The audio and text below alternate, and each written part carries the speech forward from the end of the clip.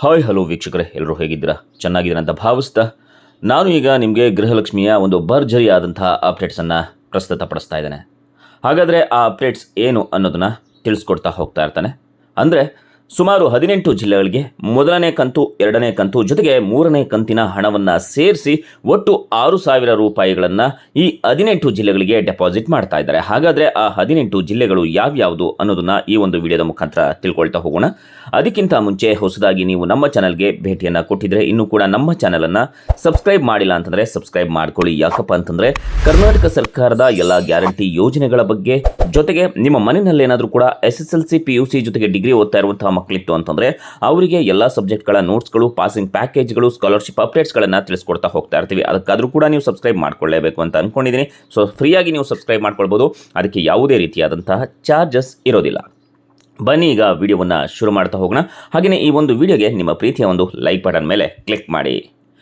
ವೀಕ್ಷಕರೇ, ಕೆಲವು ಜಿಲ್ಲೆಗಳಲ್ಲಿ ಈಗ ಆಲ್ರೆಡಿ ಸಂಪೂರ್ಣವಾಗಿ ಗೃಹಲಕ್ಷ್ಮಿಯ ಹಣ ಜಮೆ ಆಗಿದ್ದು, ಇನ್ನೂ ಕೆಲವು ಜಿಲ್ಲೆಗಳಲ್ಲಿ ಹಣ ಜಮೆ ಮಾಡುವಂಥ ಪ್ರಕ್ರಿಯೆ ಮುಂದುವರಿತಾ ಇದೆ.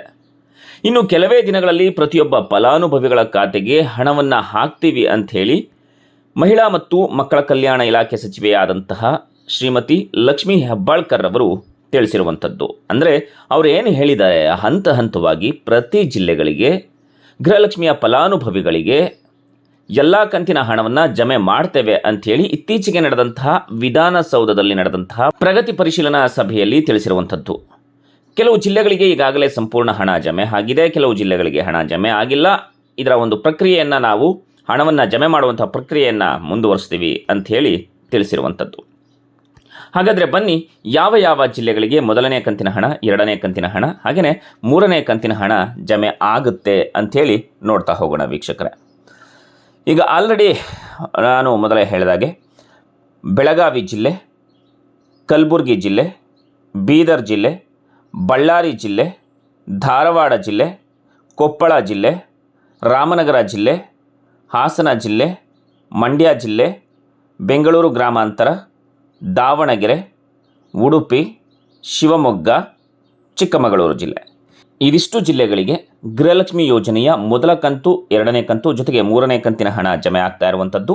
ಸೊ ನಿಜವಾಗ್ಲೂ ಕೂಡ ಇದು ಖುಷಿ ವಿಚಾರ. ಯಾರ್ಯಾರು ಹಣವನ್ನು ಪಡ್ಕೊಂಡಿದ್ದಾರೆ ಮೊದಲನೇ ಕಂತು, ಎರಡನೇ ಕಂತು, ಮೂರನೇ ಕಂತನ್ನು, ಸೊ ಕಮೆಂಟ್ ಸೆಕ್ಷನಲ್ಲಿ ಕಮೆಂಟ್ ಮಾಡಿ. ನೀವು ಯಾವ ಒಂದು ಕಂತಿನ ಹಣವನ್ನು ಪಡ್ಕೊಂಡಿದ್ದೀರಾ ಅಂಥೇಳಿ ಕಮೆಂಟ್ ಸೆಕ್ಷನಲ್ಲಿ ಕಮೆಂಟ್ ಮಾಡಿ. ಇದು ನಾವು ಖಚಿತವಾದಂತಹ ಮಾಹಿತಿಯನ್ನು ಕೊಡ್ತಾ ಇದ್ದೇವೆ, ಯಾವುದೇ ಸುಳ್ಳು ಊಹಾಪೋಹಗಳನ್ನು ಕೊಡ್ತಾ ಇಲ್ಲ ವೀಕ್ಷಕರೇ. ಸೊ ಆದ್ದರಿಂದ ನೀವು ನಿಮ್ಮ ಅನಿಸಿಕೆ ಅಭಿಪ್ರಾಯಗಳನ್ನ ಕಮೆಂಟ್ ಸೆಕ್ಷನಲ್ಲಿ ಕಮೆಂಟ್ ಮಾಡಿ.